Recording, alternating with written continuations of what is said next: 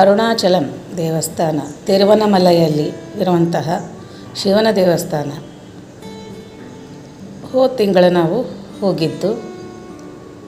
ಬೆಳಗ್ಗೆ ಜಾವ 4 ಗಂಟೆ ನಾವು ರಾಜಗೋಪುರದಿಂದ ದರ್ಶನ ತಗೊಂಡು ಒಳಗಡೆಗೆ ಹೋಗಲಿಕ್ಕೆ ಆಗಲಿಲ್ಲ.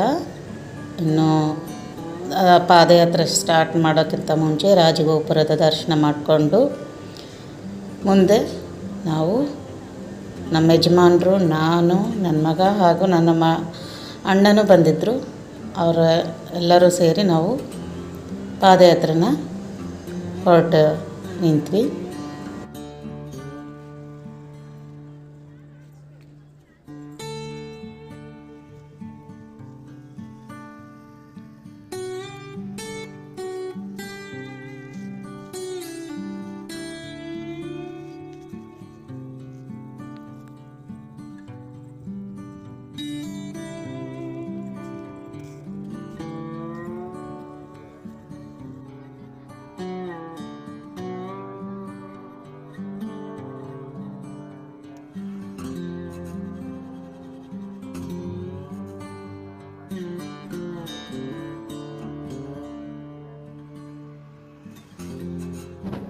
ನನ್ನ ಮಗನಿಗೆ ಪಾದಯಾತ್ರೆ ನಮ್ಮ ಜೊತೆ ಬರೋದಕ್ಕೆ ತುಂಬ ಆಸೆಪಟ್ಟು ಬಂದ. ಕಾಲು ನೋಯ್ತಾ ಇದೆ ಅಂತಲೇ ಬಂದ.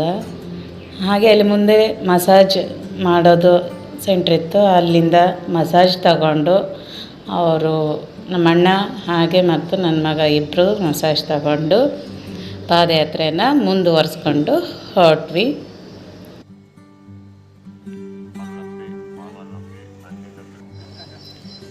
ಮುಂದೆ ಹೀಗೆ ಹೋದರೆ ಮೋಕ್ಷ ಮಾರ್ಗ ಅಂತ ಇದೆ.